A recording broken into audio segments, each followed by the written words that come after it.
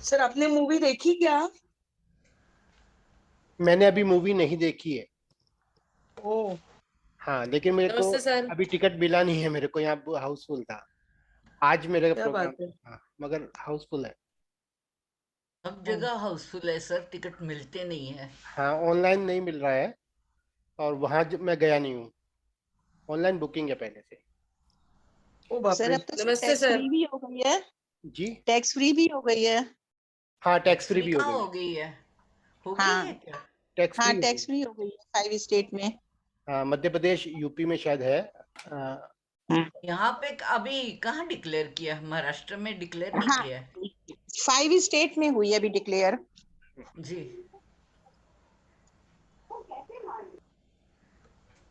Actually क्या है। Reactions तो काफी आ रहे हैं। हाँ, एक्चुअली है क्या कि कोई क्लास मुझे करनी है। और उसको मैंने एक एज दिया है। कश्मीर फाइल्स को एक एज दिया है जिससे कि वो कुछ लोग उसको पिक्चर को देख लें। ऐसा नहीं है कि उससे मुझे कुछ इस क्लास करने से मुझे कुछ पैसा चाहिए या कश्मीर फाइल को प्रमोट करने से मुझे कुछ मिलने वाला है। सिर्फ मन में आया कि क्योंकि उसको उन लोगों ने कुछ लोगों ने उनसे मतलब कुछ लोगों ने उसको रोकने का कोशिश कर रहे हैं, अभी भी रोकने का कोशिश कर रहे हैं। तो एक्चुअली क्या है, this is now the new trend. अब ये नया ट्रेंड आने वाला है। ये बहुत जल्दी ये होगा। जो भी पिक्चर प्रमोट होगी वो, मैं पिक्चर नहीं और भी कुछ प्रमोट होगा वो सोशल मीडिया के थ्रू प्रमोट होगा। अभी एक्चुअली है क्या कि वहां से एक लाइन है, हॉल बुक हो गए। थ्री एक जैसे किसी की पिक्चर आनी है तो 3000 पे एक साथ निकाल उसको एकदम रिलीज करेंगे। और एक साथ उसको जो है उसको आप कलेक्शन करेंगे 1 वीक के अंदर। मैं इसको थोड़ा साउंड आ रही है। मैं 1 वीक के अंदर वो पिक्चर का कलेक्शन पूरा करना होता है उनको। कश्मीर फाइल के लिए सिर्फ 750 सिनेमा मिले हैं, मतलब स्क्रीन मिले हैं जिसमें कि रिलीज हुई है। जबकि और कोई फिल्म जो है वो 3000 तक रिलीज होती है। 3000 सिनेमा पे रिलीज होती है एक साथ, मतलब स्क्रीन पे रिलीज होती है। तो एक तो ये रुका। दूसरा, इस कश्मीर फाइल पिक्चर का कहीं पर भी कोई भी पोस्टर नहीं लगा है। पोस्टर अंदर, मतलब बाहर तो आजकल पोस्टर लगने बंद हो गए हैं। अंदर फिल्म सिनेमा हॉल के अंदर भी कोई पोस्टर नहीं है। दूसरा, मैंने यानी कि प्रमोशन नहीं है इस पिक्चर का। तीसरा, कपिल शर्मा शो में इसको बैन किया, मना किया गया है कि आप इस पिक्चर को यहाँ पर नहीं ला सकते। तो इससे हमारे को कोई फर्क नहीं पड़ता कि अच्छा, कोई, सॉरी, कुछ कह रहे हैं। कश्मीर फाइल के ऊपर बता रहे हैं। जी। इससे हमारे पे कोई फर्क नहीं पड़ता कि कोई देखे या ना देखे, पिक्चर कैसी है या नहीं कैसी है। सिर्फ अभी हम इन्फ्लुएंस हैं, लोगों से पता लग रहा है कि पिक्चर अच्छी है। तो पिक्चर मेरे को देखे हुए तो मतलब हॉल में देखे हुए तो कुछ साल नहीं, बहुत साल हो गए होंगे, 10 से 15 साल मैंने कोई हॉल में पिक्चर नहीं देखी है। लेकिन इस पिक्चर को देखना है क्योंकि ये रुकी हुई पिक्चर है, यानी कि ये किसी ने बैन करी हुई पिक्चर मान रहे हैं इसको, कि लोग उसको रोक रहे हैं। तो अभी रोक रहे हैं तो हम देख रहे हैं इसको। दूसरा, जैसे ही इस पिक्चर ट्रेन एक ट्रेंड को सेट कर देगी कि ये पिक्चर का प्रमोशन किसी और से भी हो सकता है, तो अभी ये ट्रेंड दूसरा चलने वाला है। मतलब अब कुछ इस तरह के लोग होंगे जो इस तरह की पिक्चर बनाएंगे। अभी तो फियर है कि हम बना ही नहीं पाएंगे। अगर ये पिक्चर एक बार आपकी चल जाती है, जो कि चलने वाली है और चल रही है, तो अगला नया ट्रेंड है कि वो जो है अब picture through social media promote होगी। मेरी बात बिल्कुल क्लियर है कि अगला ट्रेंड ये आने वाला है कि पिक्चर थ्रू सोशल मीडिया ही प्रमोट होगी। वो प्रमोशन अब एक तो चीज ऐसी है तो कि मेरी चीज बहुत अच्छी है और उसको खरीदार चाहिए, है ना। और उसको खरीदार के लिए अभी मैं अपने पास रख लेता हूँ कुछ चीज को और कहता हूँ कि इस चीज को परचेज करना है आपने। तो ये तो एक अलग चीज होगी। अभी खरीदार ये सोचेगा कि अभी क्या चीज मुझे परचेज करनी है। सिर्फ इसको करने के लिए मैंने आपको ये पिक्चर को प्रमोट करने के लिए ये सोचा कि मैं कुछ ना कुछ करूं। तो मेरे को तो एक ही काम आता है, थोड़ा सा बहुत पढ़ाना आता है। तो उसी से मैं करने की कोशिश कर रहा हूं। ओके, स्टार्ट करते हैं। ओल्ड 10 नीडल फॉर्मूला, ये इसका नाम है। डाइजेस्टिव सिस्टम सबने पढ़ा है। अगर कोई भी ये थेरेपी करता है, सबसे पहले डाइजेस्टिव सिस्टम के बारे में अपने को जानना जरूरी है। जो भी हम फूड जो भी हम फूड खाते हैं,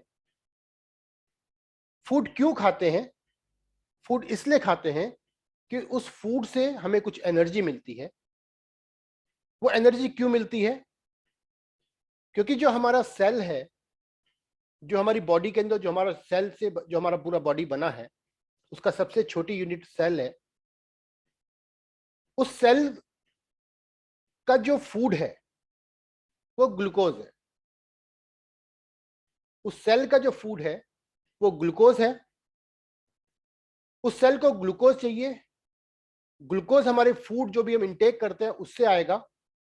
किसी भी चीज के में किसी भी हम कुछ भी खाएं वो सब कन्वर्ट होता है हमारा, यानी कार्बोहाइड्रेट कन्वर्ट होता है हमारा ग्लूकोज में। फैट अगर है, फैट कन्वर्ट होगा वो भी ग्लूकोज में। ग्लूकोज सेल का फूड है, लेकिन सेल जो है वो फूड को एकदम से अपने आप इंटेक नहीं कर सकता है। उसको सेल को इंटेक करने के लिए पैनक्रियाज से एक इंसुलिन की जरूरत होती है। इंसुलिन एक प्रकार से उसका की है, चाबी है, जिसकी वजह से सेल जो है ओपन हो जाता है और कार्बोहाइड्रेट यानी कि ग्लूकोज उसके अंदर चला जाता है। इसके साथ एक चीज की और जरूरत है, वो जरूरत है ऑक्सीजन की। ऑक्सीजन एंड ग्लूकोज आपस में क्रिया करते हैं और उसके बाद एडेनोट्राइफॉस्फेट को बनाते हैं। एडेनोट्राइफॉस्फेट क्या है? एडेनोट्राइफॉस्फेट है हमारी बॉडी में जो हम एनर्जी यूज करते हैं, जो भी मैं काम कर रहा हूं या जब मैं अभी आपको बोलने की कोशिश कर रहा हूं, इसके लिए मुझे एनर्जी चाहिए। वो एनर्जी मिलती है एडेनोट्राइफॉस्फेट से, यानी कि एटीपी से। और वो एटीपी प्रोड्यूस होता है सेल के द्वारा, कार्बोहाइड्रेट प्लस ऑक्सीजन की क्रिया के द्वारा। जब वो सेल उस एनर्जी को यूज कर चुका होता है, यानी कि एटीपी को जब यूज कर चुका होता है, तो उसके बाद उसको दोबारा से जो एनर्जी चाहिए वो फिर फूड से आएगी, यानी कि हमें हंगर फील होती है। सेल को जब ग्लूकोज चाहिए, यानी कि एनर्जी चाहिए सेल को, तो हमारे को फीलिंग होती है हंगर की। जब हंगर की फीलिंग होती है तो हमारा जो डाइजेस्टिव सिस्टम है ये एक्टिव मोड में आ जाता है। अभी इतना बड़ा तो मुझे नहीं समझाना है क्योंकि ये बहुत एक डिटेल्ड चैप्टर है। अब जब एक्टिव मोड में आया है तो हमारा सलाइवा बनना शुरू हो गया, हमारे स्टमक में हाइड्रोक्लोरिक एसिड बनना शुरू हो गया। स्टमक की जो वॉल है वो हाइड्रोजन आयन को रिलीज करती है,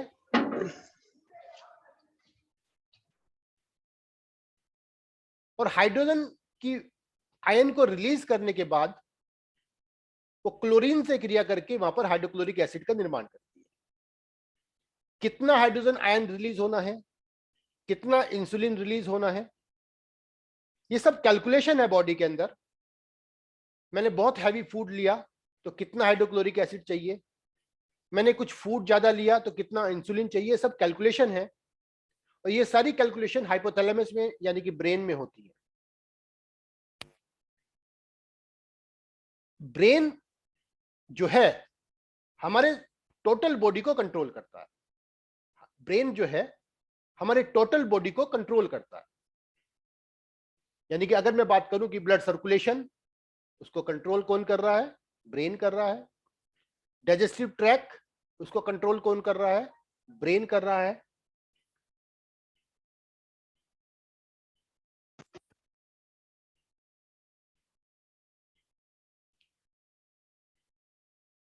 अब उसमें अगर जो सबसे मूवेबल हार्ट यानी कि ब्लड सर्कुलेशन भी ये मूवेबल है, लेकिन वो हार्ट का जो ब्लड सर्कुलेट हो रहा है वो थ्रू हार्ट से हो रहा है। यानी हार्ट एक छोटा सा ऑर्गन हुआ, आपके एक फिस्ट के बराबर ऑर्गन हुआ, उसके द्वारा वो ब्लड आपका मूव कर रहा है, यानी कि एक पंप। जो सबसे बड़ा जो ट्रैक्ट है अगर हम देखें वो डाइजेस्टिव ट्रैक्ट है, वो हमेशा मूवमेंट में रहता है। यानी कि डाइजेस्टिव ट्रैक्ट में हमेशा मूवमेंट होता है जिसको हम पैरासिलेटिक मूवमेंट बोलते हैं, उसमें हमेशा लगातार मूवमेंट होता है। और इस मूवमेंट को मेजर जो है हमेशा जो है ब्रेन उसको मेजर करता रहता है, यानी कि उसको मेंटेन जो है वो कौन करता है, ब्रेन करता है। तो थोड़ा सा इसको स्टडी करते हैं कि अब मुझे भूख लगी, मैंने फूड की थिंकिंग करी, सलाइवरी ग्लैंड से सलाइवा सिक्रीट होना शुरू हुआ, मैंने फूड को इनटेक किया, ये फूड मेरा इसोफिगस से होता हुआ स्टोमक में आया। तो इसोफिगस से होता हुआ जब स्टोमक में आया तो एक स्प्लिंटर होता है जिसको हम कार्डिक स्प्लिंटर बोलते हैं, जो कि एंड पे होता है आपके इसोफिगस के और स्टार्टिंग पे होता है आपके स्टोमक पे। ये ओपन हो जाता है और आपका जो फूड है वो स्टोमक में चला जाता है। यहां पर ये फूड रोटनिंग एंड राइपनिंग होता है, पूरा घूमता है, हाइड्रोक्लोरिक एसिड इसमें मिक्स होता है। मिक्स होने के बाद हाइड्रोक्लोरिक एसिड बहुत ज्यादा कंसंट्रेटेड हाइड्रोक्लोरिक एसिड होता है, जो इस फूड को ये मानता है कि ये रॉ फूड है, और इस रॉ फूड को दोबारा से वो आगे जाने लायक बनाता है, यानी कि उसको डाइजेशन के लिए प्रॉपर बनाता है जिससे कि आगे वो डाइजेस्ट हो सके। लगभग 1 घंटे की प्रक्रिया के बाद ये जो फूड है आपका ड्यूडेनम में जाता है। ड्यूडेनम में जाता है तो ये फूड को यहां पर जो भी कुछ चाहिए, इस फूड को डाइजेस्ट होने के लिए जो भी कुछ चाहिए, उससे पहले जब फूड वहां पर आता है उससे पहले वहां पर, क्योंकि जो ये फूड होता है ये बहुत एसिडिक होता है, उससे पहले पेनक्रियास से फूड वहां पर ड्यूडेनम में आने से पहले पेनक्रियास से सोडियम बाइकार्बोनेट रिलीज होता है। सोडियम बाइकार्बोनेट थोड़ा अल्कलाइन मीडियम है, वो ड्यूडेनम में एनवायरनमेंट बना देता है जिससे कि जो एसिडिक फूड वहां आएगा तो वहां पर ड्यूडेनम को बर्न नहीं करेगा, जलाएगा नहीं उसको। तो पहला काम पेनक्रियास से सोडियम बाइकार्बोनेट आता है फूड को आने से पहले। जब फूड वहां पर आ जाता है ड्यूडेनम में तो वो आपका ड्यूडेनम यानी कि स्मॉल इंटेस्टाइन कम्युनिकेट करती है पेनक्रियास से, जो भी उसको एंजाइम चाहिए, जो भी चीज आपने खाई है उसको डाइजेस्ट करने के लिए उसको कुछ एंजाइम चाहिए, वो उससे आपकी जो स्मॉल इंटेस्टाइन है वो डिमांड करती है, किससे, पेनक्रियास से, और पेनक्रियास वहां पर उसी प्रकार का एंजाइम रिलीज करता है जिससे कि वो फूड आपका डाइजेस्ट होता है। यहां पर फैट अगर आपका फूड में है तो फैट को डाइजेस्ट करने के लिए आपका जो लीवर है वहां से बाइल सिक्रीट होता है थ्रू कंबाइंड बाइल डक्ट, और वो आपके ड्यूडेनम में आता है, वो उसमें मिक्स होता है आपके उस फूड में, और आपके वहां पर जो फैट है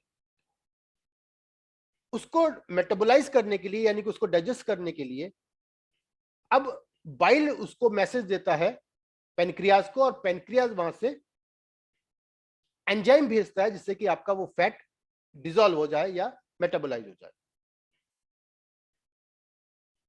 इस सब प्रक्रिया के बाद यानी कि ड्यूडेनम के बाद स्मॉल इंटेस्टाइन के दूसरे पार्ट जिंजिनम और इलियम में वो फूड पास होता है, और यहां से सारे न्यूट्रिएंट जो हैं वो एब्जॉर्ब हो जाते हैं, सारे मतलब मैक्सिमम। इसके बाद जो फूड बचता है वो आपका लार्ज इंटेस्टाइन में जाता है। लार्ज इंटेस्टाइन में जाने के बाद ये फूड लार्ज इंटेस्टाइन में यहां पर वाटर एब्जॉर्ब होता है, जो फूड के अंदर वाटर है वो यहां पर एब्जॉर्ब होता है, इलेक्ट्रोलाइट यहां पर एब्जॉर्ब होते हैं कह सकते हैं। दूसरा, जो फूड यहां पर है जो लार्ज इंटेस्टाइन में आया वो फर्मेंटेड होगा, यानी कि वहां पर कुछ फ्रेंडली बैक्टीरियाज होते हैं लार्ज इंटेस्टाइन में, वो उसको खाएंगे यानी कि फर्मेंटेड करेंगे, और उसके बाद जो वो मल करेंगे यानी कि जो भी निकालेंगे उसको हम विटामिन बी कॉम्प्लेक्स बोलते हैं। यानी कि हमारे विटामिन बी का जो निर्माण होता है वो लार्ज इंटेस्टाइन में होता है। इसका जो एब्जॉर्प्शन है लार्ज इंटेस्टाइन में एब्जॉर्प्शन हो रहा है, विटामिन बी का एब्जॉर्प्शन हो रहा है, विटामिन B12 जो कि डाइटरी से हम लेते हैं, विटामिन के, विटामिन डी यहां पर एब्जॉर्ब होता है लार्ज इंटेस्टाइन में with the help of kidney energy, kidney के एनर्जी के द्वारा वो एब्जॉर्ब होता है। यानी कि एब्जॉर्ब कौन करता है? लार्ज इंटेस्टाइन करता है, लेकिन लार्ज इंटेस्टाइन को वो एनर्जी एब्जॉर्ब करने की एनर्जी वो किडनी से मिलती है, उसको हम किडनी यांग हम बोलते हैं, और किडनी यांग से वो एब्जॉर्ब होती है। स्मॉल इंटेस्टाइन को न्यूट्रिएंट को एब्जॉर्ब करने की एनर्जी स्प्लीन से मिलती है। तो यहां पर हम स्प्लीन यांग का रोल कर सकते हैं, यूज कर सकते हैं, या स्प्लीन का जो भी पैटर्न आए वहां पर उसका यूज हो सकता है। तो ये तो एक मैंने आपको एक डाइजेस्टिव ट्रैक बताया। हमें उसका ये चैप्टर से थोड़ा अलग है डाइजेस्टिव ट्रैक, क्योंकि इतना पढ़ना जरूरी था। 10 नीडल फॉर्मूले का क्या काम है? 10 नीडल फॉर्मूले का काम क्या है? 10 नीडल फॉर्मूला हुआ क्या? जो आपको माउथ कैविटी से लेके और कार्डिक स्प्लिंचर यानी कि स्टोमक का जो स्प्लिंचर है फर्स्ट वाला, जहां पर आपकी इसोफिगस आकर मिलती है, वो पॉइंट जो है ट्रीट होता है, यानी कि हमारे P6 पॉइंट से, यानी कि माउथ कैविटी टू कार्डिक स्प्लिंचर का जो एरिया है उसका अगर मुझे ट्रीटमेंट करना है तो मुझे पॉइंट का ट्रीटमेंट करना होगा P6, पेरिकार्डियम 6। इसके बाद फूड जाना है स्टोमक में, तो कार्डिक स्प्लिंचर को ओपन होना या क्लोज होने का जो काम है, यानी कि उसका जो पॉइंट है वो है CV13, कॉन्सेप्शन वेसल 13, या रैन 13 जो बोलते हैं, तो रैन 13 ये कार्डिक स्प्लिंचर का पॉइंट है। कभी कभी आपको ये कार्डिक स्प्लिंचर ओपन नहीं हो रहा है या क्लोज नहीं हो रहा है, आपको हार्ट बर्न हो रहा है, तो इसको हम ट्रीट करते हैं। इसके बाद बॉडी ऑफ स्टोमक, जहां पर कि मेन हाइड्रोक्लोरिक एसिड को रिलीज होना है, यानी कि हाइड्रोजन आयन को रिलीज होना है, बॉडी ऑफ स्टोमक, उसका जो पॉइंट है CV12, कंसप्शन वेसल 12 या रैन 12। इसके बाद जो एक नीचे एक और स्प्लिंचर है स्टोमक में, उसको बोलते हैं पाइलोरिक स्प्लिंचर। पाइलोरिक स्प्लिंचर का जो पॉइंट है वो है CV10। इसके बाद जो हम पॉइंट लगाते हैं, ये पॉइंट जो मैं बता रहा हूं वो एक सीरीज में है और ऐसे ही आपको लगाने हैं जैसे मैं बोल रहा हूं। इसके बाद एक पॉइंट आता है स्टोमक 25। स्टोमक 25 जो पॉइंट है ये नाभि से ऊपर, यानी कि आपका जो नाभि से ऊपर का जो एब्डोमेन है उस एरिया को कवर कर रहा है। इसके बाद पॉइंट आता है CV6 जो आपका लोअर एब्डोमेन को कवर कर रहा है। उसके बाद पॉइंट आता है स्टोमक 36। अब जो भी कुछ है वो एक्सक्रीट करने के लिए काम, एक्सक्रीशन बॉडी से हो जाए उसके लिए पॉइंट को लगाते हैं। ये टोटल मिलाकर 10 पॉइंट हुए। 10 पॉइंट कैसे हुए? P6 बोथ साइड लगता है तो 2 पॉइंट हो गए। CV13, CV12, CV10 one side हो गया, यानी कि ये आपको या तो आपको स्ट्रेट सीधा लगेगा आपके ना पे, अगर आपको सुजोक पे आप लगा रहे हैं, हैंड पे लगा रहे हैं, तो आपको सिर्फ लेफ्ट हैंड पे लगाना है। इसके बाद स्टोमक 25 पॉइंट हुआ, ये आपका बोथ साइड लगेगा। CV6 फिर CV का पॉइंट है, या तो आप बॉडी पे लगा रहे हैं तो सिंगल पॉइंट है, अगर आप सुजोक पे लगा रहे हैं तो सिंगल साइड यानी कि लेफ्ट हैंड पे लगेगा। इसके बाद स्टोमक 36 पॉइंट है, वो बोथ साइड लगेगा। अब हमें ये ट्रीटमेंट कैसे करना है? We should take inference each and every point daily. ये हमें जो ट्रीटमेंट है ये हमें डेली करना है। क्यों करना है, कैसे करना है, अभी मुझे आपको बताना है। पहले आप समझ ले कि हम इसको कर कैसे रहे हैं। इस पॉइंट को हमें डेली ट्रीट करना है और हर पॉइंट की डेली इन्फ्रेंस निकालनी है। इन्फ्रेंस निकालना अगर नहीं पता है, एक इन्फ्रेंस निकालने का इंस्ट्रूमेंट आता है, प्रोब जिसे बोलते हैं मैग्नेटिक प्रोब। उसके एक तरफ येलो होता है और एक तरफ व्हाइट होता है। ऊपर की तरफ व्हाइट है मैग्नेटिक प्रोब, इसकी मैं वीडियो आपको शेयर कर दूंगा, जो भी मेरे से डिमांड करेगा वो यूट्यूब पे इसका वीडियो है, वहां से आप देख सकते हैं कि कैसे उसको यूज करना है। उसके द्वारा आपको हर पॉइंट की डेली एनर्जी निकालनी है। अब P6 की आप एनर्जी निकाल लें तो एक तरफ वन साइड निकाल लें तो दूसरी तरफ भी वही पॉइंट लग जाएगा। CV13, CV12 और CV10 वन साइड आप निकाल लें एनर्जी इसके और लगा दीजिए जैसा भी आए। स्टोमक 25 की जो एनर्जी है वो आपको दोनों तरफ निकालनी है। एक तरफ पॉइंट टोन आता है और दूसरी तरफ वो पॉइंट सिडेट आएगा। आप कभी भी चेक करोगे, स्टोमक 25 वन साइड टोन आएगा तो वन साइड सिडेट आएगा, अगर लेफ्ट साइड टोन आया तो राइट साइड सिडेट आएगा। तो जैसा है आपको वैसे लगाना है। फिर CV6 का एनर्जी निकालना है। जैसे आए वैसे लगाना है और फिर स्टोमक 36 का एनर्जी निकालना है, जैसे आए वैसे लगाना है। ये क्या काम करता है? दैट मेंटेन द फ्लोरा यानी कि pH of the digestive tract. ये आपके डाइजेस्टिव ट्रैक्ट का जो फ्लोरा है यानी कि पीएच है उसको मेंटेन करके रखता है। आपके इसोफिगस में कितना पीएच होना चाहिए, आपका स्टोमक में कितना पीएच होना चाहिए, आपके ड्यूडेनम में कितना पीएच होना चाहिए, जिंजिनम में, इलियम में कितना पीएच होना चाहिए, लार्ज इंटेस्टाइन में कितना होना चाहिए, और एक्सक्रीशन के समय एनस होल पे आपको एनस एरिया में कितना पीएच होना चाहिए, यानी कि टोटल ये पूरा मेंटेन रखता है पीएच को। That formula maintain the required movement यानी कि पेरिस्टाल्टिक मूवमेंट, जितना रिक्वायर्ड मूवमेंट है, आपको इसोफिगस में कितना मूवमेंट चाहिए, आपको कहां कितना मूवमेंट चाहिए, ये इस मूवमेंट को ये मेंटेन रखता है। इसी क्योंकि ये हमेशा मूवमेंट में है, और आपने अभी फूड लिया और एसिडिक फूड लिया तो आपको हो सकता है CV12 स्टोन आ जाए, हो सकता है CV12 सीडेट आ जाए, यानी कि फूड से आपका कोई भी पॉइंट हमेशा चेंज होता रहेगा। ये यानी कि एक्टिव फॉर्म में है ये पॉइंट, और हमेशा लगभग ये चेंज होते रहते हैं। तो ये आपके मूवमेंट को सही रखता है। पीएच क्या होता है? PH is a measure of how acidic basic water is.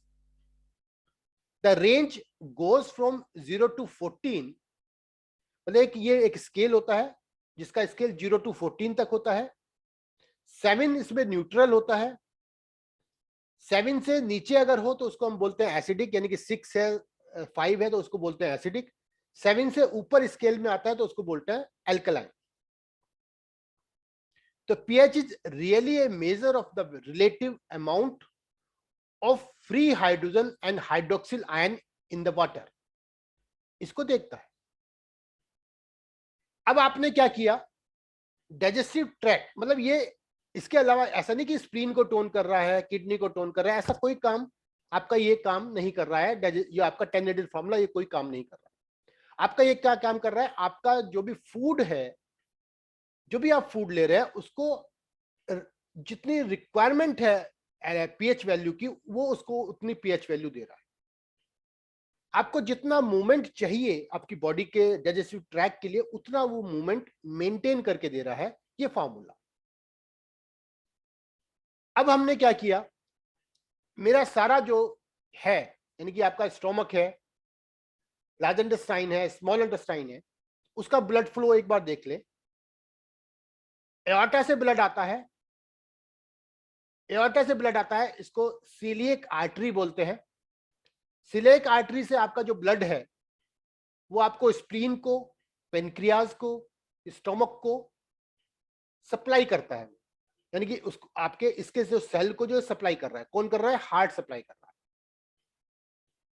है। एओर्टा से एक और आर्टरी जो निकलती है वो हेपेटिक आर्टरी होती है, जो कि लीवर को डायरेक्ट ब्लड सप्लाई कर रही है उसके सेल के पोषण के लिए। इसके अलावा आपका सुपीरियर मेसेंट्रिक आर्टरी और इंफीरियर मेसेंट्रिक आर्टरी, ये एक तरह से आर्टरी का गुच्छा टाइप है जो हर एरिया को ब्लड की सप्लाई कर रहा है, उसको हम मेसेंट्रिक आर्टरी बोल रहे हैं। ये आपको पेनक्रियाज को, स्मॉल इंटेस्टाइन को, लार्ज इंटेस्टाइन को, अपर पोर्शन को सुपीरियर मेसेंट्रिक आर्टरी, और इंफीरियर मेसेंट्रिक आर्टरी आपके लोअर कोलोन को जो है ये ब्लड की सप्लाई कर रही है। अगर मेरी बात यहां पर समझ पा रहे हो तो स्टोमक 25 सुपीरियर मेसेंट्रिक आर्टरी के लिए पॉइंट हम बात कर रहे हैं, और लोअर मेसेंट्रिक आर्टरी के लिए CV6 की हम बात कर रहे हैं। ये सारा ब्लड जो है इन ऑर्गन में गया, मेसेंट्रिक आर्टरी की मैं बात कर रहा हूं, स्टोमक में, पेनक्रियाज, स्मॉल इंटेस्टाइन और लार्ज इंटेस्टाइन की मैं बात कर रहा हूं। यहां से ये ब्लड, क्योंकि ये ब्लड प्योर, अब इसको हम प्योर ब्लड नहीं बोलते, ये डाइजेस्टिव ब्लड है, इसने डाइजेस्ट किया है फूड को। अब फूड डाइजेस्ट करने के बाद ये डायरेक्ट जो है हार्ट के लिए सप्लाई के लिए नहीं जाता है, इससे पहले ये सारा ब्लड जाता है लीवर के अंदर प्रोसेस होने के लिए। लीवर इस ब्लड को, डाइजेस्टिव ब्लड को प्रोसेस करता है और उसको फिर हार्ट को सप्लाई करता है, जिससे कि वो ब्लड पूरा सप्लाई हो सके। तो यानी कि ये सारा ब्लड जो स्टोमक से है, स्प्लीन से है, पेनक्रियाज से है, स्मॉल इंटेस्टाइन से है और कोलोन से है, ये आपका ओपन होता है पोर्टल वेन में। पोर्टल वेन में डाइजेस्टिव ब्लड है और ये ब्लड जाता है अब लीवर के अंदर, जिससे कि लीवर उसको प्रोसेस करता है। लीवर में दो प्रकार की ब्लड सप्लाई है, एक तो मैंने बताया हेपेटिक आर्टरी के द्वारा, ये तो आपका सीधा ब्लड है आपका जो एओर्टा से आ रहा है, जो उसके सेल के पोषण के लिए चाहिए। लेकिन जो प्रोसेस करने के लिए जो ब्लड आ रहा है वो आ रहा है पोर्टल वेन से, ये वीनस ब्लड है। ये वीनस ब्लड जब लीवर इसको अलग अलग कर चुका होता है तो ये सप्लाई कर, ये वापस वो चला जाता है आपका हेपेटिक वेन के द्वारा इंफीरियर वीना कावा में, और इंफीरियर वीना कावा से चला जाता है वो हार्ट में सप्लाई के लिए। अब मेरी बात समझे, हार्ट ऑर्गन है जो कि ब्लड की सप्लाई कर रहा है। अगर हार्ट 5 लीटर पर मिनट ब्लड की सप्लाई कर रहा है, हमारे सारे शरीर में 5 लीटर पर मिनट ब्लड की सप्लाई लगभग करता है। ये हर एक का अलग अलग होता है, लेकिन ये मैं हमने एक कैलकुलेशन समझाने के लिए रखी हुई है। उसका 1/4 जो ब्लड है, उसका 1/4 जो ब्लड है, यानी कि हम कह सकते हैं 1.25 लीटर जो ब्लड है जो कि हार्ट से पंप होके आ रहा है रीनल आर्टरी में, वो किडनी को फिल्टर के लिए, किडनी में फिल्ट्रेशन के लिए जाता है, यानी किडनी में फिल्ट्रेशन के लिए जाता है, फिल्टर होता है।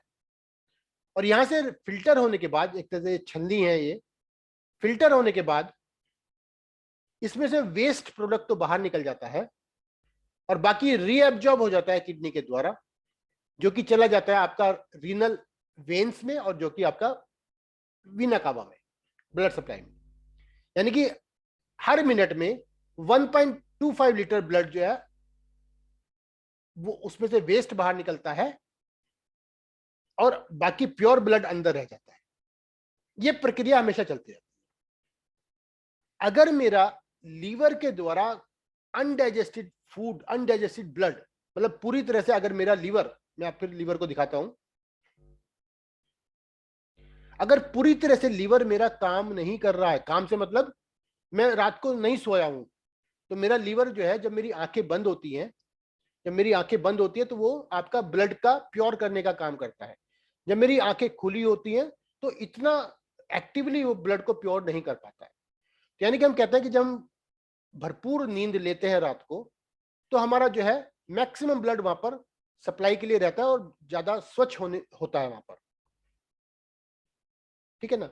तो लीवर, अगर मैं रात को सोया नहीं हूं या मेरे को कुछ लीवर को और भी वर्क है और दूसरे भी काम है, जैसे कि डाइजेशन में हेल्प करना, बाइल सिक्रीट करना, बाइल को बनाना, प्रोड्यूस करना, ये भी उसके काम है। तो लीवर जो है ब्लड को, जो डाइजेस्टिव ब्लड आया उसको पूरी तरह से नहीं प्योर कर पाया, तो आपका जो ये ब्लड है जो कि हार्ट में चला गया और हार्ट से किडनी में आया फिल्ट्रेशन के लिए, तो यहां पर फिल्ट्रेशन के लिए उसके पास कुछ एक्स्ट्रा चीज आएंगी फिल्टर करने के लिए, जो कि आपकी किडनी को डैमेज कर सकती है, फिल्ट्रेशन में प्रॉब्लम कर सकती है। यानी कि अगर मैं बात करूं कि किडनी का मुझे ट्रीटमेंट करना है फिल्ट्रेशन के लिए, किडनी जिससे कि मेरी कभी खराब ना हो, तो मैं टेनिडिल फार्मूले का ट्रीट करूंगा। टेनिडिल फार्मूला उसका पीएच मेंटेन करके रखेगा पूरे डाइजेस्टिव ट्रैक का, और डाइजेस्टिव ट्रैक में से जो पूरा डाइजेशन जो है होगा ब्लड का, क्योंकि जब अगर उसका पीएच वैल्यू सही रहेगी तो पूरा डाइजेशन होगा।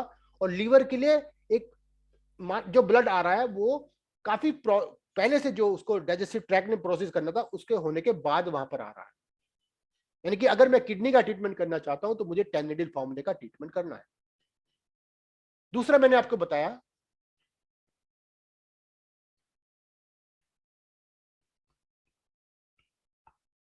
हार्ट ने जिस भी एरिया में न्यूट्रिशन को पंप करना है, हार्ट ने जिस भी एरिया में न्यूट्रिशन को पंप करना है, यानी न्यूट्रिशन मतलब ब्लड, यानी ऑक्सीजनेटेड ब्लड को पंप करना है, तो उसको सही प्रकार से न्यूट्रिशन मिले मेरे किसी भी ऑर्गन को, तो मुझे डाइजेस्टिव ट्रैक का ट्रीटमेंट करना होगा। यानी कि अगर मुझे कोई एट्रोफी हो रही है कहीं पर भी, न्यूट्रिशन में पूरा नहीं ले पा रहा हूं, जबकि न्यूट्रिशन के लिए और भी चीज जिम्मेदार है, लेकिन मैं अभी क्योंकि डाइजेस्टिव ट्रैक की बात कर रहा हूं तो डाइजेस्टिव ट्रैक मेन जिम्मेदार है। तो डाइजेस्टिव ट्रैक मेरा सही होगा तो मेरे सारे जो ऑर्गन है उसको न्यूट्रिशन सही प्रकार से मिलेगा, क्योंकि लीवर उसको प्रोसेस करके ब्लड को हार्ट को देगा और हार्ट जो है वो अच्छी प्रकार से प्रोसेस ब्लड पूरे जगह सप्लाई करेगा। इसके अलावा मैं बात कर रहा हूं ब्रेन की। सबसे एक्टिव पार्ट है डाइजेस्टिव ट्रैक्ट। अगर इसमें मूवमेंट ज्यादा है तो आपके ब्रेन में भी मूवमेंट ज्यादा होगी। ब्रेन में मूवमेंट ज्यादा होगी तो आप कुछ भी चीज थिंकिंग नहीं कर पाओगे, सोच नहीं पाओगे, आप एकदम से अगले पे नेक्स्ट पे आओगे। जिसको दिमाग बहुत चलता है, भागता रहता है, उसका ट्रीटमेंट 10 नीडल फार्मूला है। जिसको कॉन्स्टिपेशन होता है, ब्रेन का कॉन्स्टिपेशन की बात करो, चाहे वो डाइजेस्टिव ट्रैक्ट के कॉन्स्टिपेशन की बात करो,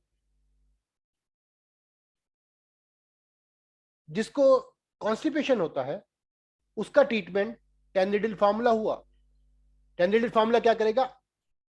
एक्चुअली मैंने आपको बताया था कि ब्रेन जो है हर चीज को मूवमेंट दे रहा है।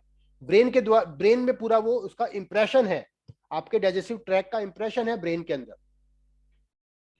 अगर मुझे स्टमक में से कुछ चीज रिलीज करनी है तो ब्रेन उसको ऑर्डर देगा, चाहे वो कोई भी तरीके से दे।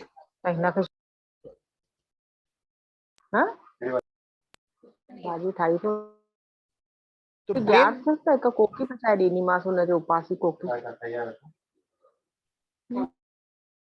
अपना स्पीकर ऑन ना करें प्लीज। मैं बात कर रहा था कि ब्रेन उसको ऑर्डर दे रहा है, तो ब्रेन को मुझे बैलेंस रखना है। यानी कि मेरे को क्या कह सकते हैं, डिप्रेशन अगर मैं कह सकता हूं उसको, बहुत ज्यादा थिंकिंग है, एक्सेसिव थिंकिंग है, या थिंकिंग नहीं है, कॉन्स्टिपेशन है, ब्रेन में कॉन्स्टिपेशन है, पुरानी बातें रुक जाती हैं। जब मैं उन पुरानी बातों को सोचता रहता हूं तो वो मैं निकल नहीं पाती है मेरे ब्रेन से। यानी कि सब आपका जो भी ब्रेन का जो ट्रीटमेंट है वो सब आपका डाइजेस्टिव ट्रैक्ट का ट्रीटमेंट है।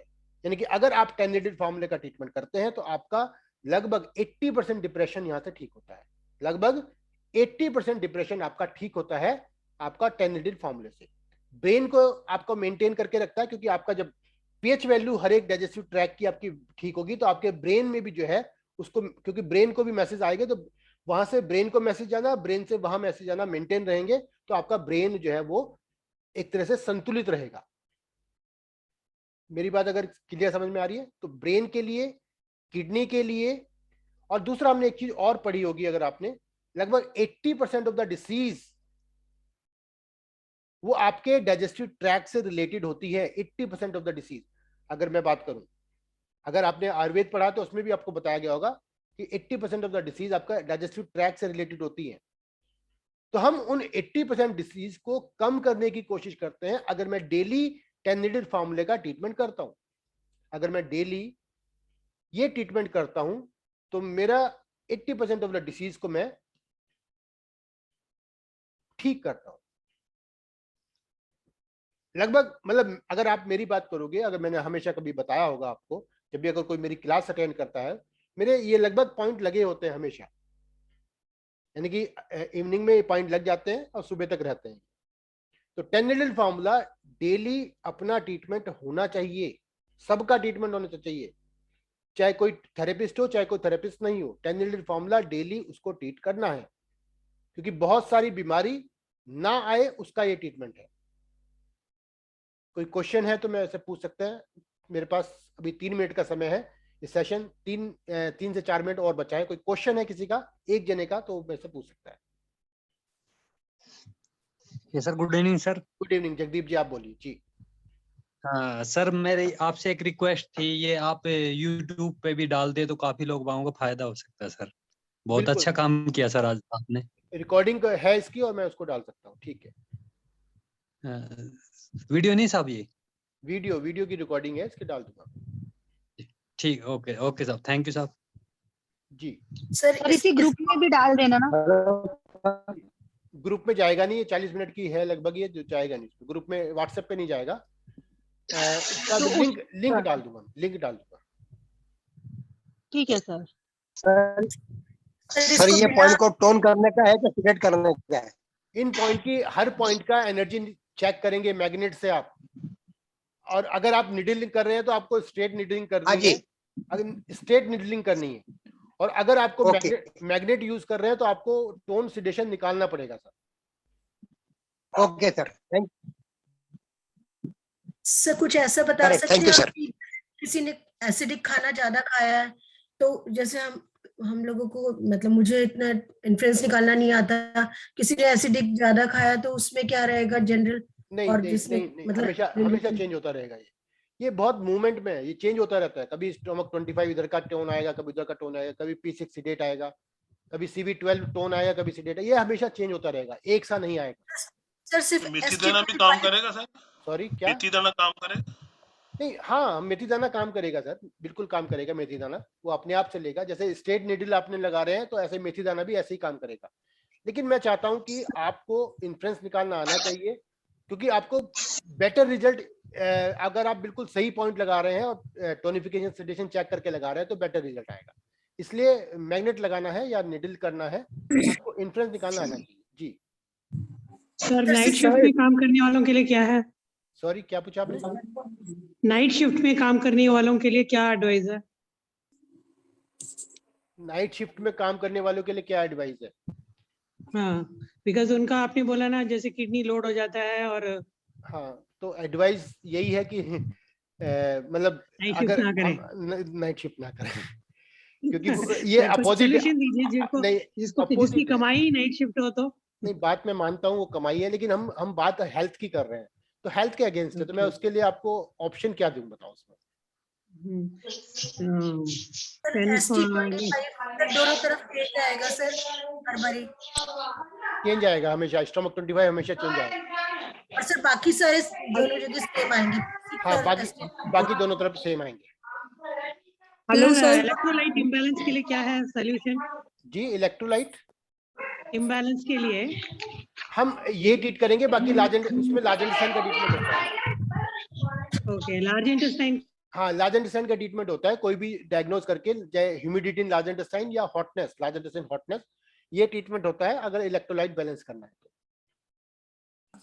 सर टाइम खत्म होने वाला है, बिल्कुल जी। सर जैसा आपने बताया कि खाने से इसका इन्फ्लुएंस चेंज हो जाता है, ये पॉइंट्स चेंज होते रहते हैं, तो सर इस पॉइंट्स को फिर कब लगाना चाहिए? खाने की कितनी देर बाद? खाने के एकदम बाद नहीं लगाना है, लगभग आधा घंटा बाद। तो सर जो हमने आज लगाया वही मतलब अगली बार फिर वो चेंज हो जाएगा कि खाने के चेंज होने से पॉइंट्स? बिल्कुल चेंज हो जाएगा, अगली बार फिर चेंज हो जाएगा।